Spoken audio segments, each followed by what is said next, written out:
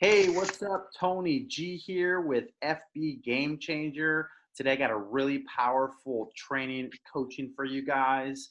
And we're going to go over two things. And the second thing is actually a five-step process. We actually just got Aaron Argante on the line. We also have Robin.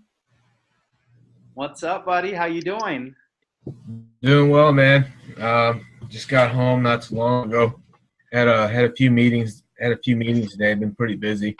Very cool. So I want you to know that Robin is also on the line. You guys have something in common. You're both in the finances industry, like insurance and finances.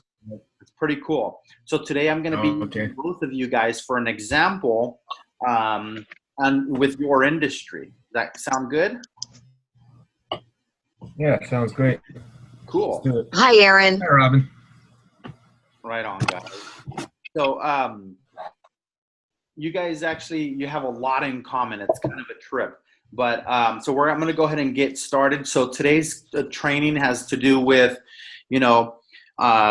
prospecting, and when you're prospecting, it could be frustrating because not everybody is so friendly. One, two, they don't always answer your question. Like if you send them a message or email or leave them a voicemail, they don't always get back to you, right? And it can get frustrating. Would you guys agree?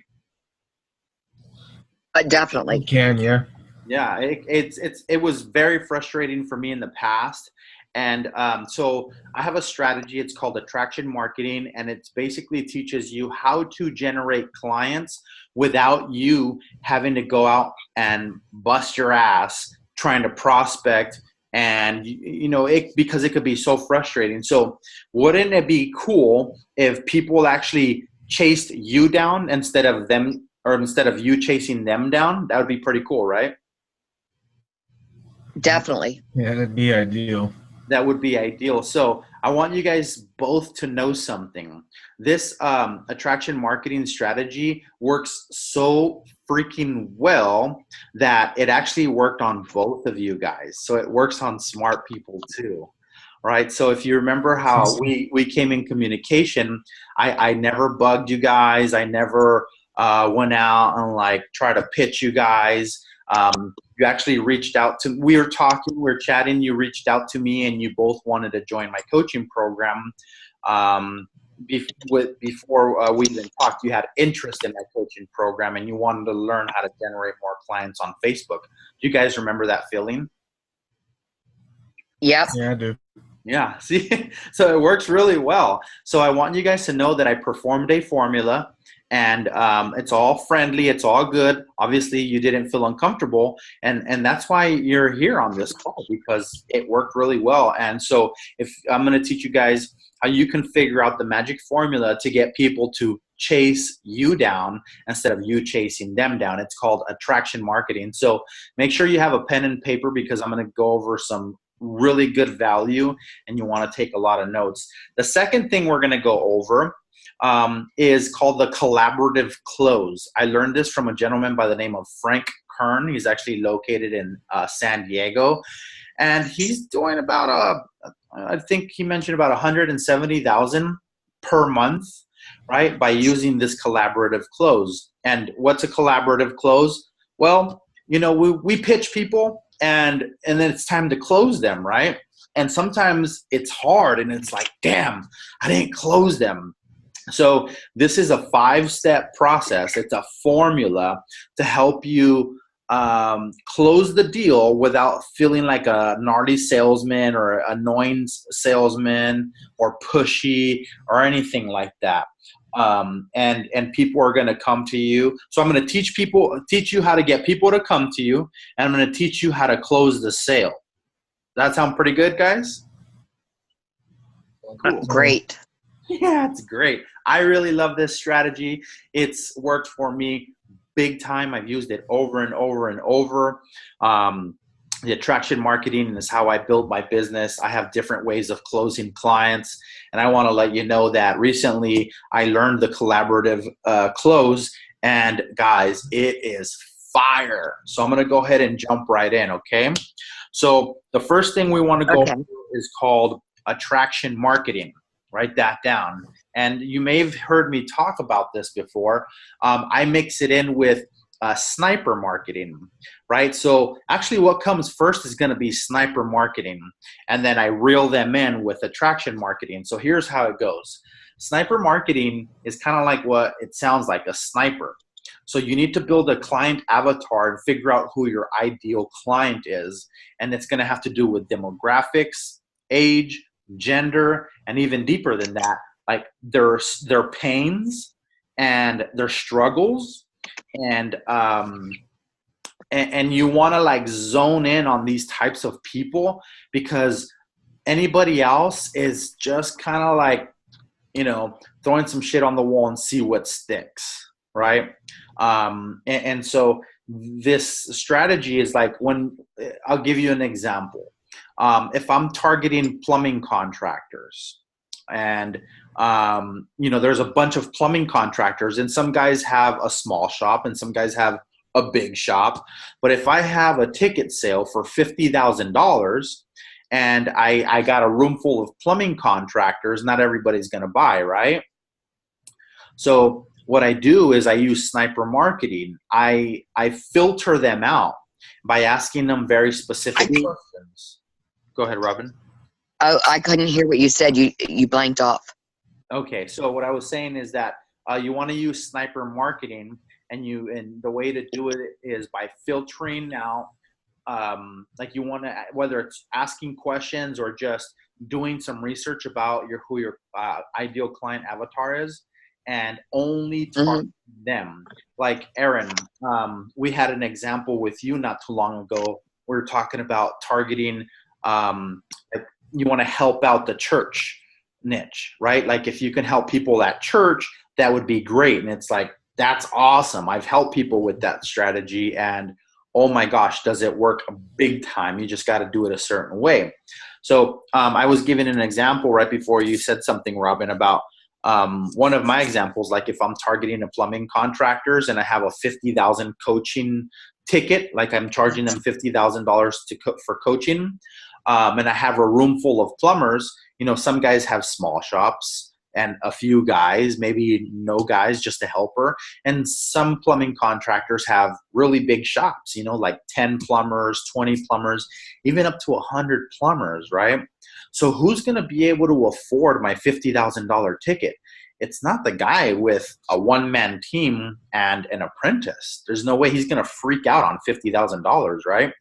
But if I fill the room with only plumbing contractors that they're doing like minimum of $500,000 in sales and have a minimum of like 4 plumbers, and these, they're doing 500,000 in sales. What's 50,000? It's not that much money. They're okay with it, especially if you're going to show them a lot of value. Obviously, making them way more than $50,000 is what's going to sell them. So you want to apply the same rule of thumb with the sniper marketing for yourselves, and figure out who your ideal client avatar is.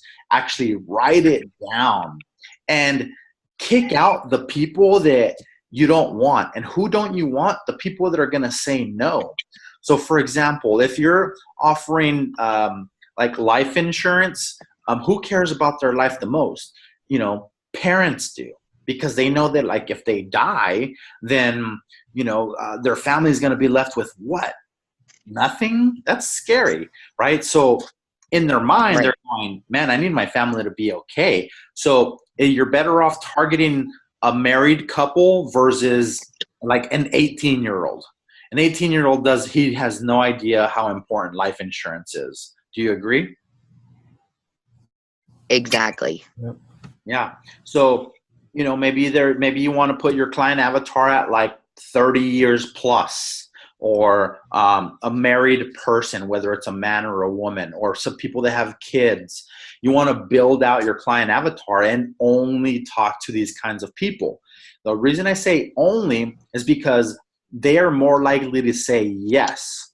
So why fill up a room or pitch a bunch of people that can most likely say no versus most likely saying yes, right? So if you line up, if let's say you fill up the room or you only target these people, you're going to get a lot more yeses and way less nos, which is not less frustrating and a lot more happy, right?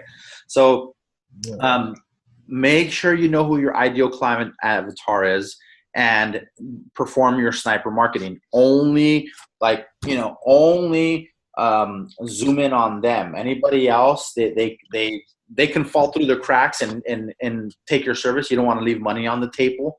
Like if an 18-year-old comes up to you and says, hey, I need life insurance, you're not going to tell them to beat it and say, okay, cool, come on in, right?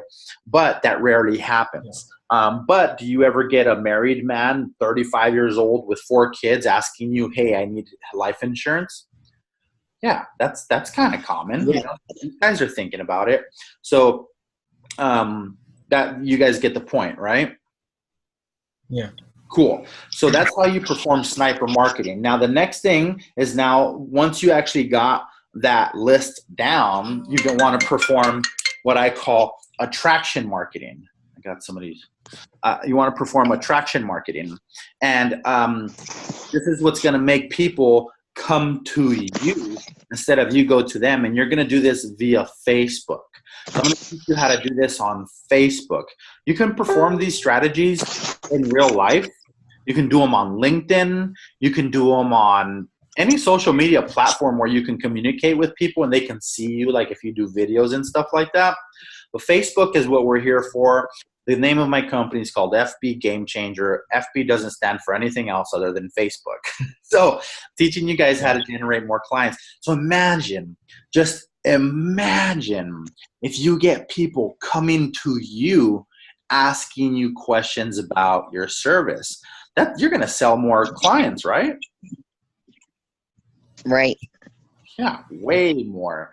So this is how you do it. You want to picture Facebook like if it's a room. And depending on how many, let's say you have 500 friends. Well, picture those 500 friends like Facebook is a room and you have 500 prospects in there, right? Because they're watching you and you can see them. So who do you want in that room? No 18-year-olds, right? So we're going to stick to the insurance gig here. I want to constantly be giving other examples of like the plumbing thing works for me really well. If I want to fill up a room with a bunch of prospects, I don't want plumbing contractors that have been in business for 15 years and still just have one apprentice and they're struggling. I don't want them in the room. I only want plumbing contractors making nothing less than $500,000 a year so they can afford my $50,000 ticket. That's an example I like to use. But today, because you guys are both in insurance, we're going to continue to use the insurance example. So if you think about who's your ideal client, I mentioned a few facts that I think would lead you to more yeses. And who are those types of people? I would say married people with kids, over the age of 30 or something, and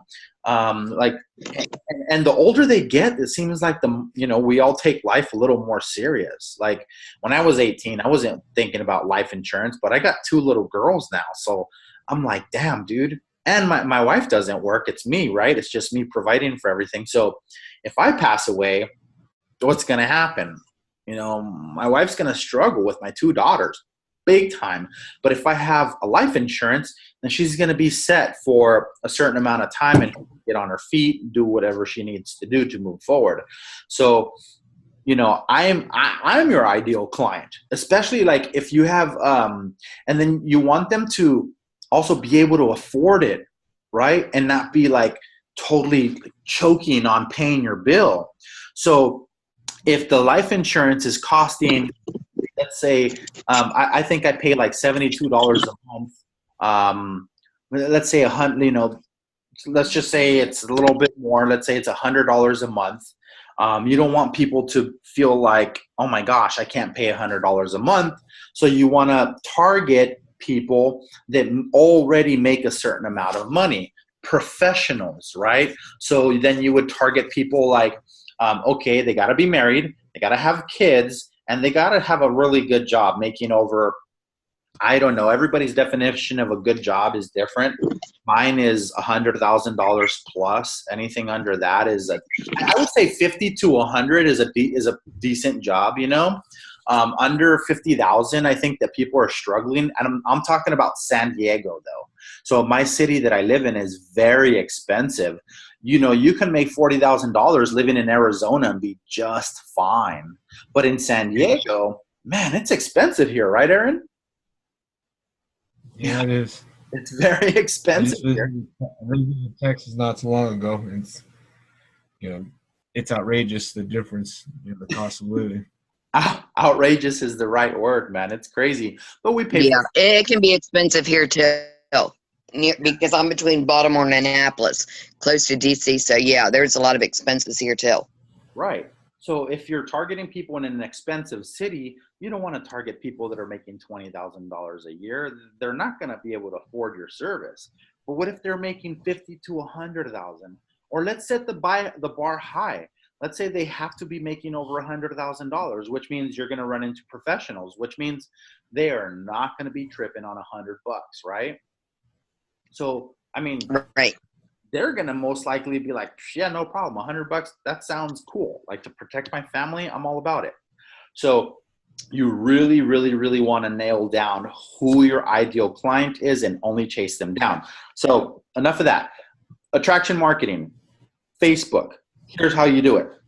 What you want to do is grab that client avatar and only add friends that fit that description.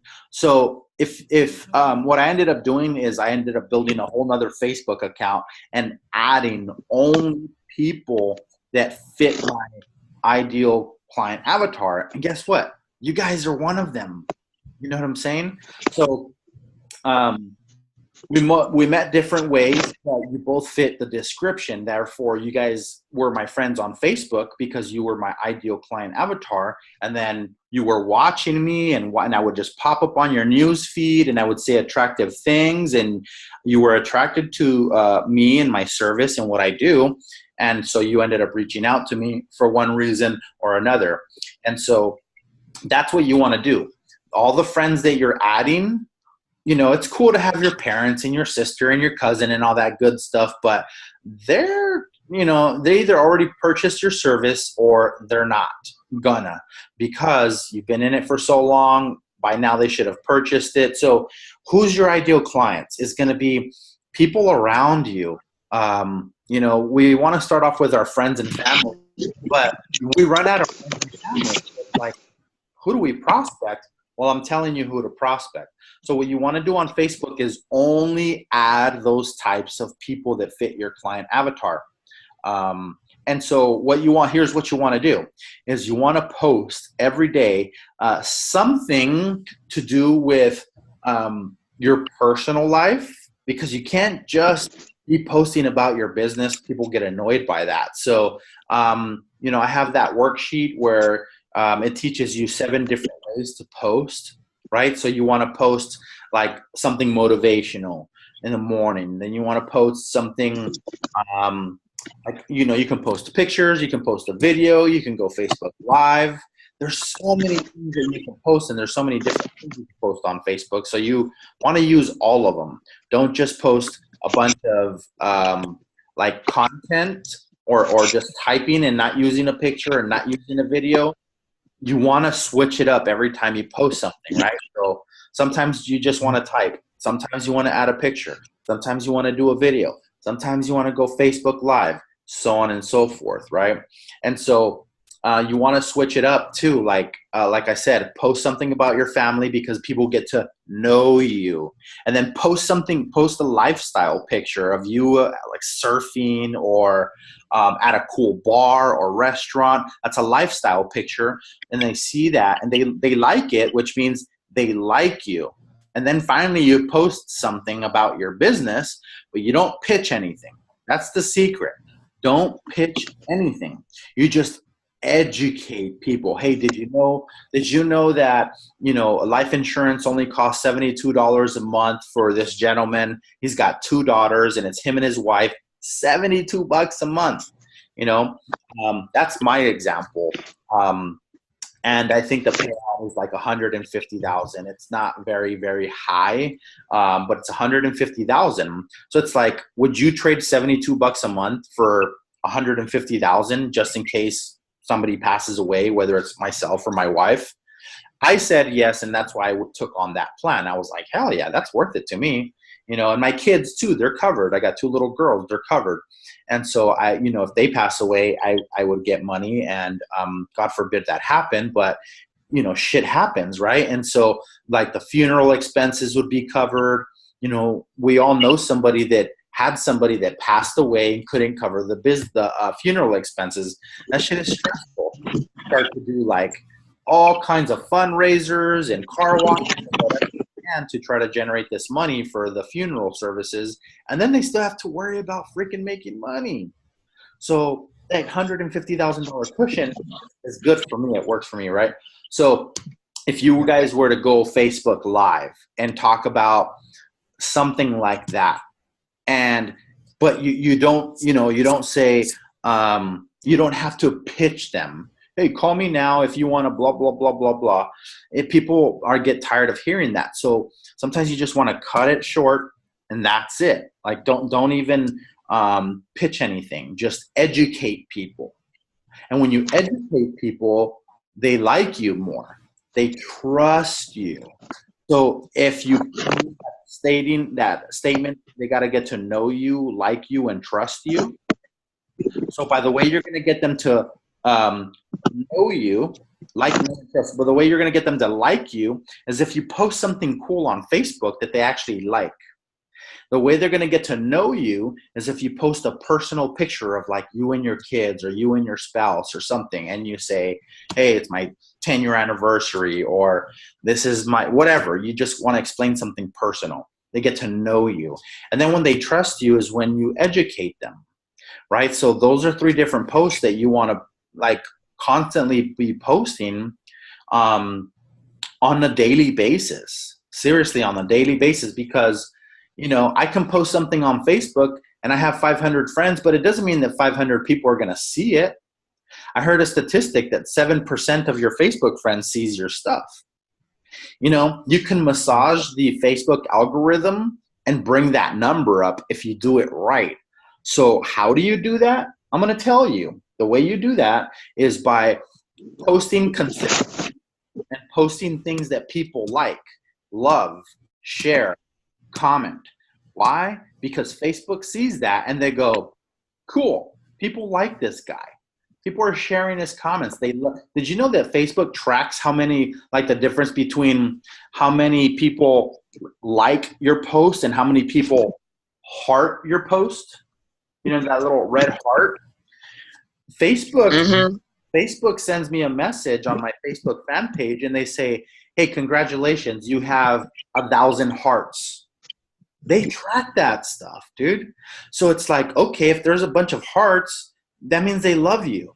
But if if people are all of a sudden like blocking you, saying that you're spam, like honestly, I've been approached by folks and I'm like, spam, spam, spam, delete, block, block, and it's like, dude, I get these annoying friend requests from these, I think they're prostitutes. I don't know. They seem to be soliciting. And I'm like, wow. I can't have it. No, I know exactly what you mean. You get those. I get those too. Yeah. When people say, it's gnarly, right? So when people say no, they delete, and then they mark them as spam, Facebook tracks all that stuff, So when people write negative comments, Facebook is smart. They read all those comments. And so they know if you're pissing people off or making them happy. So in order to up your Facebook algorithm, you want to post things that they find attractive. And so by doing those 3 things on a daily basis, people start coming to you. Guess what? That's what I did. And you guys came to me. They're like, right on. You knew I had 2 daughters, right? You knew that about me before we even chit-chatted. You knew that what I did, and you knew that I can help you. Why? Because I was posting these kinds of things. So that's how you create attraction marketing on Facebook. You guys clear on that? Yep. Is it helpful? Yes. Very much so, right? I mean, it worked so well, it worked on you guys. Actually, every single one of my clients have approached me, to be honest with you guys. I've been doing this for such a long time that that's how I generate my clients. I rarely send out random messages to people, like very, very, very rare. And if I do, it's never to sell them something. It's just to get to know them, because I don't even know if I want to pitch them yet. What if they don't fit my ideal client avatar? I don't want to be wasting my time. So I ask them very specific questions about them to see if they are, like, I filter them, right? So that's how you do it. I'm going to move on really fast to the 5-step formula for the collaborative close. You guys ready? Mm-hmm. I'm going to have you write them down, and I'm going to go back and elaborate on all of them. So the number one, and by the way, this is like after you set an appointment, and it's like, okay, cool, let's chat, whether it's lunch or a phone call or a video chat. If you're going to close somebody, don't do it via like Messenger or texting. Don't do it. The best way to do it is a face-to-face, even if it's like this, the way we're doing it right now. It doesn't have to necessarily be in person, but if you can even generate a video conference call like this, it's going to help you tremendously. It's way better than using the phone. Way more effective, way more personal. You're really going to hook them like this. So the number one thing is, of course, the hello, how you doing, etc. You don't want to go right into business like, hey, when are you going to join? You want to start off warm. How you doing? How's the family? Ask 2 to 3 questions max about how you doing. What'd you do today? Oh, that sounds pretty cool. Do you do that often? Great. Okay, so today we're going to talk about, and so you just jump right in after the third thing. Keep them really short. But spend some time on that. You don't want to do it too fast, and you don't want to do it too long, because they're going to go, okay, dude, come on. Like, I got to go. So that's your first one. Hello, how you doing, etc. The number 2 is, where do you want to be, right? And so if it's for you guys, insurance, it's like, why do you want life insurance? Ask them that question. Why do you want life? Why are you interested in life insurance?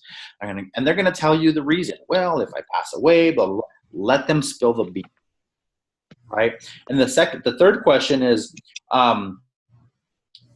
it's a phrase. It's, I'm sure you asked to meet me because there's something wrong, and maybe you're not happy with it.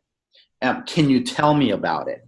So maybe they already have life insurance and they're like, dude, it's too expensive, or, I'm getting worried. Like, what if I pass away, or what if I get hurt, or whatever it is, and so let them tell you. Very important. Number 3, there you asked to meet me for something specific, or something may be wrong. Can you tell me what it is, right? And so they're going to tell you why they are okay with meeting with you. You want to really like log that in, because you're going to use that with them. I don't want to say you're going to use it against them, but you're going to use it on them, right? The number 4 thing is, where are you now? Right? Where are you now? So if they're calling you, it's like, yeah, the reason I wanted to meet is because my life insurance is too expensive. So the other question is, well, how much does it cost? Where are you now? Right? Where are you now? And let them tell you, right? And so if they tell you it's too expensive, and then that's when you come up with your prices. And it's like, well, if your life insurance is $100 a month and it's going to pay you out $150,000, if I can bring it down to $72 a month, do you think you want to say these words, which is number 5. Do you think that's a good plan? So after you tell them how you're going to help them, because number 4 is, where are you now? So if they say it's too expensive, and you give them the solution, okay, well, if it's too expensive, what if I bring it down from 100 to 72? The magic words, which is number 5, is, do you think that's a good plan? It's really that simple, guys. Do you think that's a good plan? They're going to say yes. It's a rhetorical question, right? And then the second question to number 5 is, would you like me to help you do that? Or would you like me to help you bring it down? It's another rhetorical question. They're going to say yes. After that, you need to stop talking, and you need to just, it's time. It's time for you to just close. You know what I'm saying? There's no, stop trying to convince them. Stop trying to talk about the benefits and the features and all this stuff. It's just, okay, cool. Go ahead and sign. Go ahead and sign here, right? Or you know what? I recently learned it's like people, they hate signing contracts. So if you do have a contract or something in paper, right? Let's say this is your contract. You have a pen. You don't want to be like, well, sign the contract now. People are going to be like, I don't know. Tell me more. I don't know. People get kind of funny about that. So you would say, what after you say, okay, if I bring it from 100 down to 72, does that plan sound good to you? They're going to say yes. Would you like me to help you save money? They're going to say yes. Then instead of saying sign the contract now or whatever you say, just say, okay, go ahead and agree to this now. Because they're agreeing to you saving money. It's a psychological close, guys. It's a collaborative close. So number 1, hello, how you doing? Build that rapport, make them feel warm, right? And then ask them, okay, where do you want to be? Like, what's going on? Number 3 is, you know, we met for a reason. Like, what was the biggest reason that you met with me today? Dude, they're not going to show up if, trust me, guys, nobody is going to show up out of just, oh, I don't know, I'm here to have lunch. I just thought we were going to hang out. Don't waste your time like that. Don't try to get people to meet up with you just to go hang out. Let them know, like, hey, this is where we're going to meet up for. That way, they know your intention and they're ready to be closed. Whoever doesn't show up to your lunch is not ready to be closed, and therefore you don't have to waste your time or money, right? So that's number 3. Number 4 is where are you now, right? So they're going to say, well, I pay this much, I pay that much. And of course, that number 5 is the 2 questions. Between number 4 and number 5, you got to give them a solution, because if they say, where are you now? They're going to complain about something like, oh, I wish, you know, I wasn't paying so much for my life insurance, right? And this, so if you can provide a solution for them, hey, I'll bring it down from 100 to 72 bucks. And it makes sense, right? The number 5 question is, do you think it's a good plan? Let them say yes. And then the second question to number 5 is, do you want me to help you do that? Or the right words would be, do you want me to help you save that money? And just go right into that close. Okay, go ahead and agree here. That's it. Dude, it's such a smooth close, man. You're helping these people out. It's so easy. It's so easy, guys. So easy. So honestly, that's it. That's it. That's a 5-step process. Do you guys have questions about it? No, it sounds good. I mean, it sounds perfect. People appreciate when you're just straightforward. They're trying to dance around the topics. So exactly. A straightforward approach. Big time. I was approached today by another finance guy. He hit me up out of a group. Mm-hmm. Hey, I noticed, Tony, you're in this group. I've been meaning to talk to you and about your financial planning. And he was like, I was wondering if you can get together on Monday or Tuesday. He went straight in for the kill, you know, and he was smart though. He wasn't like, he didn't leave it for a yes or a no question. He left it, you want to do Monday or Tuesday? I was like, that's clever. That's cool. I use that too. So I'm like wicked smart. So I let him know very bluntly, you know, I was like, hey, I have somebody, I'm okay. And then he went ahead and said, well, I'm not too big on being in the business of replacing your financial planner, but if I can help you with anything additional, that would be great. Would you like to meet Monday or Tuesday? he did it again to me, right? He's a pretty clever guy. And then so I was just straightforward with him, like, I don't want to waste my time, guys. I'm so busy. And I'm like, you know, to be honest with you, I'm actually slammed Monday and Tuesday and the rest of the week. So I can't make it, but I let him know up front, like, by the way, you know, I have my guy and I'm not interested in any new investments or new services or new products. And he was appreciative that I was just straightforward with him, and it was all friendly. He's like, cool. And then he said, well, if you ever change your mind, go. He had to just just leave me with that one more little seed that he wanted to plant with me, right? But honestly, I got so many people for that. Like, if I wanted another opinion, I have Robin, I have Aaron, I have a lot of people that I can go to and say, hey guys, can you compare my plan, right? And so that was where I was at. And so I let him down pretty straightforward and real short and straightforward, right? So those are the 5. So today we went over how to make people chase you down instead of you chasing them down. And then the second thing we went over is the 5-step process to the collaborative close. What was your favorite thing about today's training? Aaron, you go first. So again, it's about the targeting the right market. Because I think we have a tendency to chase people, and people know when you're pursuing them. Like, when I go out to meet people, I just tell myself, because again, it's all psychology, it's all psychological.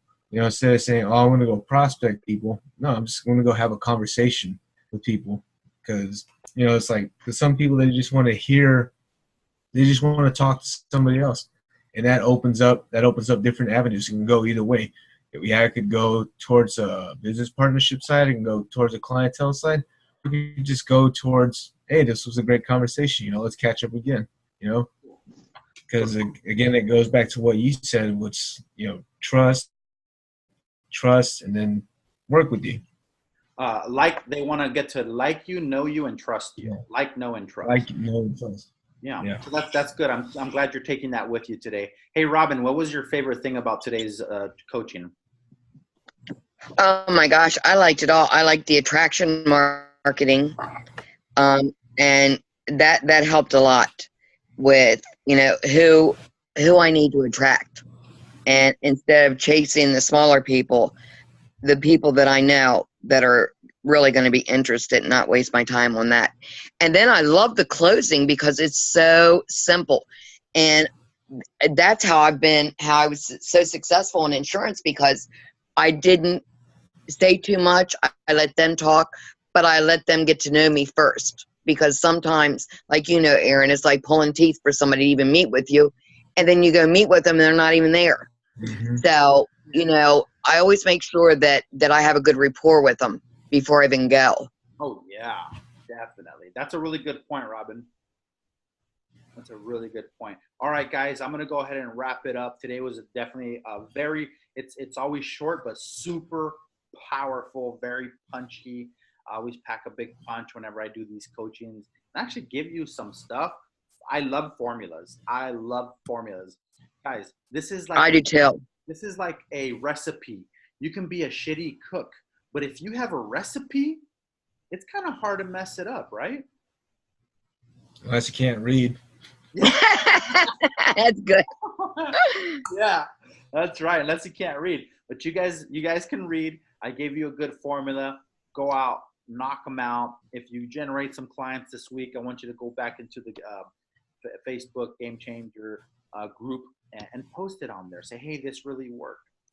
But I got to log off for now. Hope you guys enjoyed it, and I'll see you next time. Okay. Okay, right, great. Talking with you. Nice talking with you. Thank you. Bye-bye. Bye, Aaron. Bye, Robin.